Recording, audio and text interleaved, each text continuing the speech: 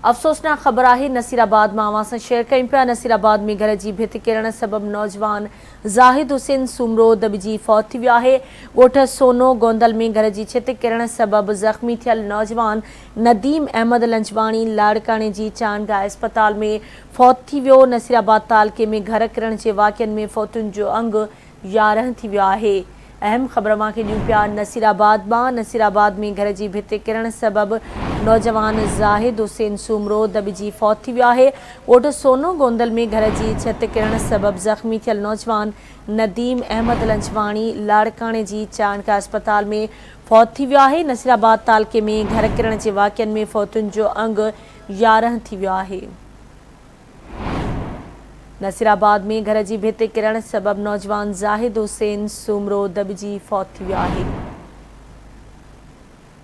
ॻोठ सोनो गोंदल में घर की छित किरण सबब ज़ख़्मी थियल नौजवान नदीम अहमद लंजवाणी लाड़काने की चांडगाह अस्पताल में फौत थी वियो।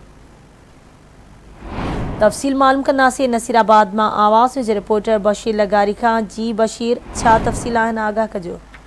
जी मां ॿुधायां इन तूफ़ानी बरसात दौरान नसीराबाद बरसात ॻोठ सोनो गोंदल में हिकु हफ़्तो अॻु घर जी छित किरण सबब ज़ख़्मी थियल गबरू नौजवान नदीम अहमद पुत्र अंब लंजवाणी चांडगाह अस्पताल लाड़काने में ज़ख़्मनि जा पूर लथण ते फौत थी वियो आहे। अव्हांखे ॿुधायां त फौती गबरू नौजवान जेको आहे घर जी छित करण करे गैडर जेको उन छित जो सीने में लॻो हुयोसि, उन सीने में गैडर लॻण जे करे उहो ज़ख़्मी थी पियो। वालदेन उनखे चांडगाह अस्पताल लाड़काने खणी विया, जिते हुनजो इलाज हलंदड़ हुयो ऐं राति उन नौजवान जो जेको ऑपरेशन थियो हुयो, पर ऑपरेशन बेकामयाब थियो, पर उनजे बावजूदि उहो नौजवान बची न सघियो ऐं फौत थी वियो। ॿुधाए वञे त हू पंहिंजे वालदेन जो अकेलो ऐं इहो गबरू नौजवान कमाइण वारो हुयो ऐं इतलाउ ते घर में कोराम मची वियो आहे।